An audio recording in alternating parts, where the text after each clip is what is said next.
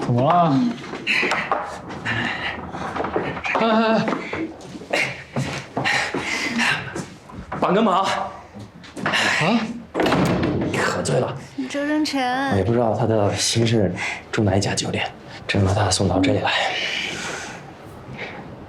是，他结婚了，不好单独送到酒店去。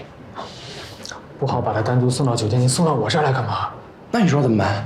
不会是把他扔到外面去？万一碰到坏人呢？哎，好好好，把他留在这儿可以，你也要留在这儿。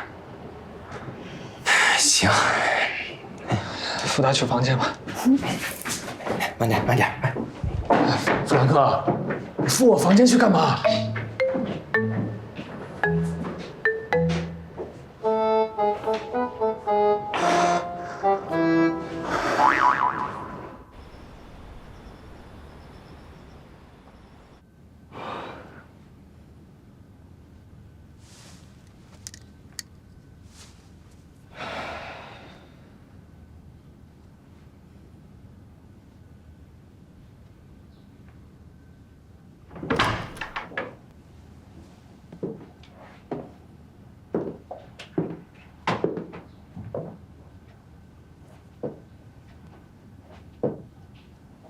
谢谢。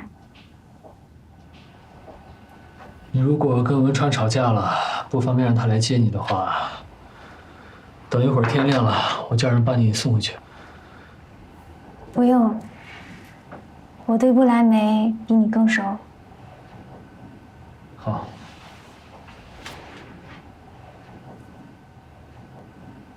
你订婚的事，我一直想道歉，没想到被那场意外打乱了你们的节奏。没关系。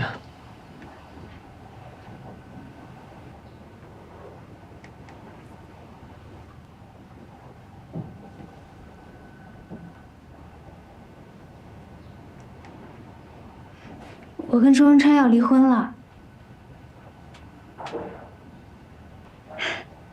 当初太冲动，两个人都没想好，造成了一场闹剧。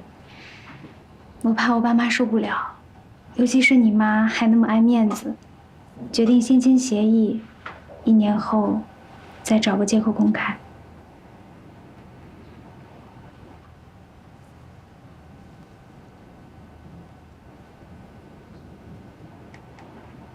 你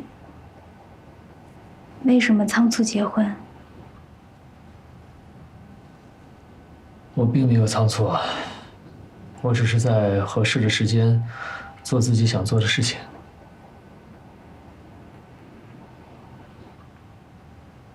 我可以理解，你为了回家拿回二叔手里的东西，但你说的这个理由，我不相信。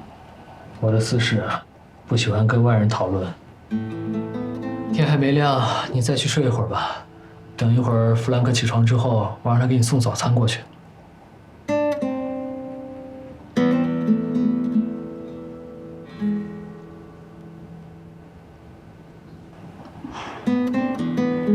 你过去对婚姻的态度一直很慎重，考虑得多。你还说过自己对婚姻没什么诉求，有朝一日结婚都是为了家里人。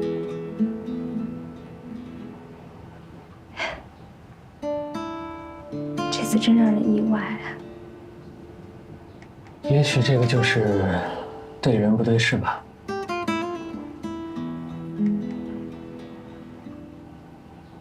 你还有事吗？没事的话，我就继续工作了。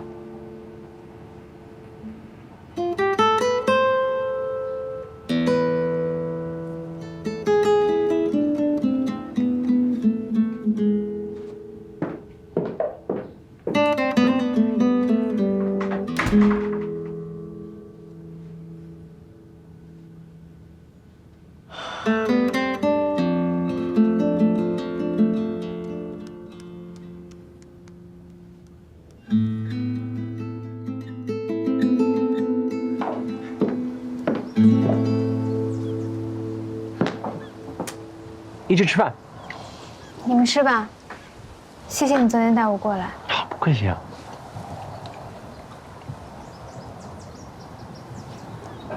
那我先走了。大哥，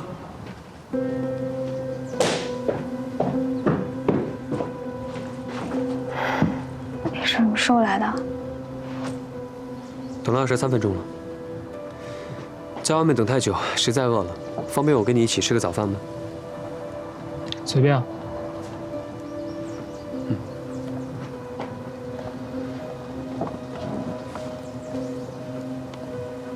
这么久没见大哥，不一起吃个早饭吗？你们吃吧，我约了导师。我让车送你。